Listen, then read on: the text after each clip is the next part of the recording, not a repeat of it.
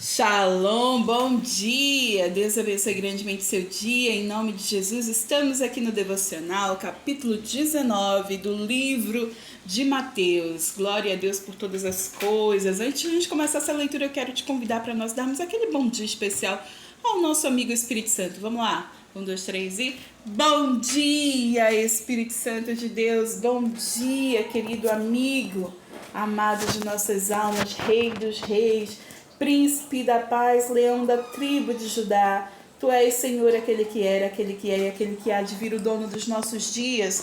Nós te amamos, Santo Espírito, fica conosco, fala ao nosso coração, ministra-nos, ajuda-nos, Senhor, a ter entendimento da tua palavra, a ter discernimento espiritual. Santifica-nos, Deus, na tua palavra, na verdade, em nome de Jesus. Amém? Então vamos aqui, capítulo 19, porque já começa bem polêmico. Olha só. Questão do divórcio. Eita, Espírito Santo fala. Quando acabou de dizer essas coisas, Jesus saiu da Galiléia e foi para a região da Judéia, no outro lado do Jordão, e grandes multidões o seguiam, e ele os curou ali. Alguns fariseus aproximaram-se dele para pô-lo à prova, e perguntaram-lhe: é permitido ao homem divorciar-se de sua mulher por qualquer motivo? E ele respondeu: vocês não leram que no princípio o Criador os fez homem e mulher? E disse: por essa razão, o homem deixará pai e mãe e se unirá à sua mulher, e os dois se tornarão uma só carne.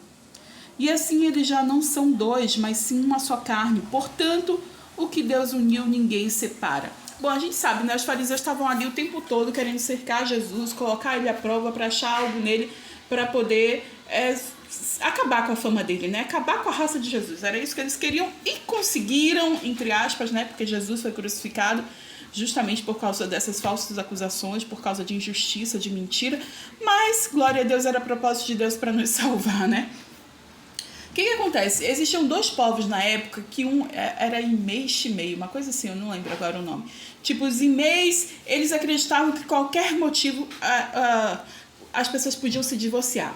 Não precisava mais ficar nesse casamento. E é um pouco do que se tem hoje, né? Qualquer coisa as pessoas estão se divorciando, né? Ai, não gosto de você porque você não me dá bom dia de manhã. Pronto. Motivo de divórcio. Ai, eu não gosto mais de você, não quero mais de você porque você não me faz carinho. Ou seja, esse povo era o do mimimi. Era qualquer coisa, podia se divorciar assim. E o outro era o oposto. Não podia de jeito nenhum se divorciar. Então eles conheciam esses povos, né, essas leis culturais, e aí eles colocaram Jesus à prova, e aí Jesus veio o quê? Com a palavra, né? Justamente do que... Vocês não lembram não de Adão e Eva? Vocês não lembram não que Deus uniu o homem e a mulher, e é necessário que eles saiam de casa para criar a sua própria família, para começar uma nova família? Vocês não sabem que esse é o propósito? Então Jesus vem lembrar eles justamente da palavra, né? E eles continuam aqui indagando Jesus. Ó, versículo 7. Perguntaram eles: então por que Moisés mandou dar uma certidão de divórcio à mulher e mandá-la embora? Aqui eles acreditavam que Jesus estava dizendo que não podia separar de jeito nenhum, né? E era o que ele estava falando mesmo, né? Que o homem foi feito para a mulher, que ali tinha que ter o casamento, que o que Deus uniu, homem nenhum pode separar, que não é desse jeito não. Então eles entenderam isso e disseram: peraí, mas Moisés dava a carta de divórcio. Olha o que Jesus responde. Versículo 8. Moisés permitia que vocês se divorciassem de suas mulheres por causa da dureza do coração de vocês. Mas não foi assim desde o princípio. Eu lhes digo que todo aquele que se divorciar de sua mulher, exceto por imoralidade sexual, e se casar com outra mulher, estará cometendo adultério. Deixa eu ver só o que quer dizer isso aqui, esse dedo, imoralidade sexual. O grego é porneia, um termo genérico que se refere a práticas sexuais ilícitas, né? Versículo 10. Os discípulos lhe disseram: se esta é a situação entre o homem e a mulher, é melhor não casar. Vamos finalizar essa parte sobre a questão do divórcio.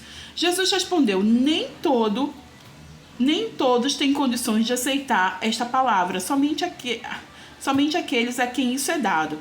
Alguns são eunucos porque nasceram assim, outros foram feitos assim pelos homens, outros ainda se fizeram eunucos, e por causa do reino dos céus, quem puder aceitar isso, aceite. Aí Jesus disse: então é melhor os discípulos não estavam falando, então, nesse caso, Jesus, é melhor não casar, né? Era daquela escola do apóstolo Paulo, que também dizia que melhor era não casar mesmo. Mas Jesus disse: não, não é todo mundo que foi feito para isso, né? As pessoas, o Deus fez a humanidade sim para se relacionar, para se casarem sim. Existem as pessoas que não querem, e existem as pessoas que simplesmente foram criadas desse jeito, mas sim, Deus fez para se relacionar, para casar, para estarem juntos sim. É o relacionamento que faz toda a humanidade, né? A procriação. Então, assim, os fariseus lá estavam tentando pegar Jesus. E aí Jesus falou da questão do divórcio, né? Que isso era a carta de Moisés era por causa do coração insensíveis das pessoas, porque eles queriam mesmo que se divorciar de qualquer jeito, e Moisés disse, tudo bem, por imoralidade sexual, né? Pela perneia, pelo adultério, pode ser dada a carta de divórcio. Eu diria que hoje em dia, inclusive, nós somos ministrados assim, né, pelo apóstolo Aniara, apóstola da PIB do Brasil, a primeira igreja do Brasil, a qual eu faço parte, né, que violência doméstica, violência sexual é para ir já denunciar. Você não foi feita para suportar violência dentro de casa, para estar apanhando do marido da esposa, para ter violência sexual, para ter uma violência psicológica. Muitas situações a gente sim, jejua, ora, faz guerra espiritual, coloca nome no óleo, unge a casa, faz toda a parte espiritual que a gente tem que fazer e tem que fazer mesmo. Mas chegou na violência que está violando os seus direitos, que está violando sua vida, Deus quer a vida em primeiro lugar. Então, assim, denuncie mesmo, sabe? Não tenha receio, não tenha medo, porque Deus é contigo, Ele quer a sua vida, Ele não quer que você sofra maus tratos e morra por causa de violências domésticas. Inclusive, o Brasil, infelizmente, ainda é campeão em violência doméstica e a gente não pode fechar os olhos para isso. A gente não pode fechar os olhos para isso, não dá mais para ficar suportando isso. Denuncie mesmo em nome de Jesus. Bom, chegamos depois da questão muito polêmica, né? Vamos para outra... Jesus e as crianças, que já é fofurice, né? Depois trouxeram crianças a Jesus para que lhes impusessem as mãos e orasse por elas, mas os discípulos os repreendiam. Então disse Jesus, deixe vir a mim as crianças e não as impeçam, pois o reino dos céus pertence aos que são semelhantes a elas. E depois de lhe impor as mãos, partiu dali.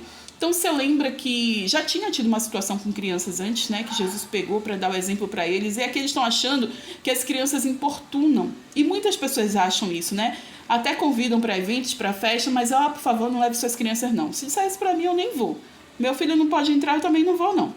Então, assim, Jesus está dizendo, olha, é necessário que a gente se porte como criança, que a gente...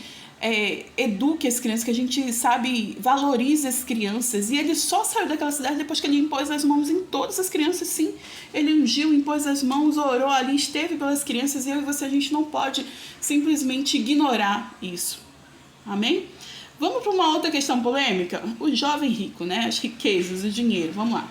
Eis que alguém se aproximou de Jesus e lhe perguntou, mestre, o que farei de bom para ter a vida eterna? Ele se achando, né? Jesus respondeu, por que você me pergunta sobre o que é bom? Há somente um que é bom. Se você quer entrar na vida, obedeça aos mandamentos. Quais? Perguntou ele. E Jesus respondeu, não matarás, não adulterarás, não furtarás, não darás falso testemunho, honra teu pai e tua mãe e amarás o teu próximo como a ti mesmo. Mas Jesus foi bem simples aqui, né? Porque a gente conhece os 10 mandamentos e foram 630 leis que Deus deu ali a Moisés, aos mandamentos, né?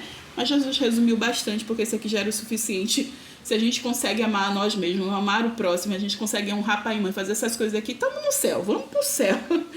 Só que ele não estava assim, feliz com a resposta de Jesus, porque teoricamente ele já era bem metódico, bem bonzinho, bem de boa. Versículo 20. Disse-lhe o jovem, a tudo isso eu tenho obedecido, o que me falta ainda? E Jesus respondeu, se você quer ser perfeito, vá, venda os seus bens e dê o dinheiro aos pobres e você terá um tesouro nos céus. Depois venha e siga-me. Eita, que aí mexeu no bolso do cara, né? Aí mexeu no bolso, aí o negócio pegou, né? Ouvindo isso, o jovem afastou-se triste, porque tinha muitas riquezas. Imagina abrir mão. Então Jesus disse aos discípulos, digo-lhes a verdade, dificilmente um rico entrará no reino dos céus. E eu lhes digo ainda, é mais fácil passar um camelo pelo fundo de uma agulha do que um rico entrar no reino de Deus. Quando Jesus falou isso, é porque normalmente as pessoas que estão em busca de riqueza, elas ficam simplesmente cegas e surdas, né? Elas não investem tempo na vida espiritual porque acaba sendo besteira. Eles estão muito preocupados com dinheiro, com as finanças, com o trabalho, colocar comida em casa. E eu já fui muito dessa. Eu já falei várias vezes, né? Em primeiro lugar era o meu trabalho, segundo, terceiro, quarto, quinto lugar era o meu trabalho. Eu nem queria ter outra vida, nem social, nem espiritual, nem nada. E era disso que Jesus estava falando. Onde você coloca seu coração? É nas riquezas? Provavelmente você vai estar tão focado nisso que vai esquecer do restante. Cadê? Versículo 23. Então Jesus disse aos discípulos: digo-lhes a verdade. A gente já leu, né? Versículo 25. Ao ouvirem isso, os discípulos ficaram perplexos e perguntaram: neste caso, quem pode ser salvo? Jesus olhou para eles e respondeu: para o homem é impossível, mas para Deus todas as coisas são possíveis. Falar uma coisa para você. Grave aí, Mateus 19, versículo 26. Para o homem pode parecer impossível, mas para Deus nada é impossível. Eu tenho essa mesma palavra lá em Marcos 9, 23b. Então, assim, é algo muito importante que eu tenho para minha vida, que eu falo, olha, isso pode estar até parecendo difícil para mim, impossível para mim, mas para Deus não tem impossível. E é importante que você diga não, porque você está dizendo que eu não vou conseguir. Lá em Mateus capítulo 19, versículo 26, Jesus disse que para o homem pode até parecer coisas ruins, possíveis, mas para Deus não tem impossível. Então você precisa, tomar posse dessa palavra, colocar no coração, na mente, decorar e ali declarar mesmo com fé. Amém? Essa semana eu recebi um diagnóstico de alguém pedindo oração, falando que a avó tinha ido fazer uma cirurgia do coração, e no meio da cirurgia a pressão foi para 0 e não tinha mais oxigênio no cérebro. Só que simplesmente os médicos não falaram mais nada, disseram que iam esperar até algumas horas para dar um parecer completo, né? Teoricamente ela estava morta, pressão 0, sem oxigênio no cérebro. E eu falei: fulana, se concentre em Deus, declare vida, a última palavra vem de Deus. Então, assim, para os homens pode parecer impossível, mas para Deus não existe impossível. Então, você precisa acreditar, crer, declarar com fé. Amém? Ainda não tive o resultado desse diagnóstico, não. Eu volto a falar e eu creio, né, que vai ser para testemunho e para honra e glória do Senhor. Versículo 27. Então Pedro lhe respondeu: nós deixamos tudo para seguir-te. O que será de nós? Pedrão, né? Pedrão ouviu Jesus dizer que seguir ele já está tudo certo.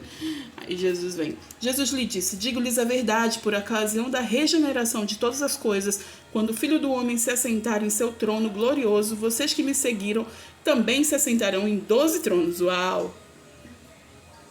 Para julgar as 12 tribos de Israel. E todos que estiverem deixado casas, irmãos, irmãs, pai, mãe, filhos ou campos, por minha causa, receberão 100 vezes mais e herdarão a vida eterna. E contudo, muitos primeiros serão últimos e muitos últimos serão primeiros. Olha que Jesus fala aqui que não só na era do porvir, né, não só na eternidade, mas aqui na terra também você receberá. Então é galardão, é bênção, que a gente precisa seguir ao Senhor Jesus, ouvir e obedecer. Amém?